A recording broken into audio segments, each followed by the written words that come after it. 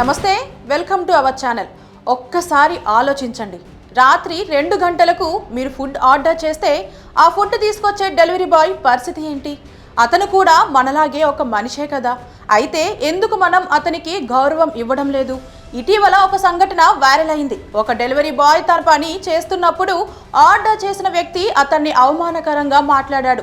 చిన్న విషయం కోసం అతని మీద కోపం చూపించి మానసికంగా ఇబ్బంది పెట్టాడు. ఇది ఒక సంఘటన కాదు, మన సమాజంలో చాలా మంది డెలివరీ ఏజెంట్లను ఇలానే చూస్తున్నారు.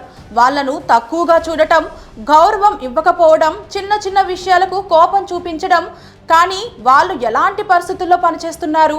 వర్షమైనా, ఎండ అయినా, రాత్రి అయినా, పగలు అయినా మనకు ఫుడ్ అందించడానికి కష్టపడుతున్నారు. ఒక్కసారి వాళ్ళ స్థానంలో మనం ఉన్నామనుకోండి, రోజంతా పనిచేసి అలసిపోయి ఇంకా అవమానం ఎదురైతే ఎంత బాధగా ఉంటుంది. వాళ్లకు ఫ్యామిలీ ఉంటుంది, వాళ్లకు స్వాభిమానం ఉంటుంది. మనకు గుర్తుంచుకోవాల్సిన విషయం ఒక్కటే, ప్రతి ఉద్యోగం గౌరవించదగినదే. మన మాటలతో ఎవరిని బాధ పెట్టకూడదు. చిన్నగా థ్యాంక్ యూ అనడం కూడా పెద్ద విషయం. కాబట్టి ఇక నుంచి డెలివరీ ఏజెంట్లను గౌరవంగా చూసేద్దాం. Because humanity first. Respect workers, respect humanity. Thank you.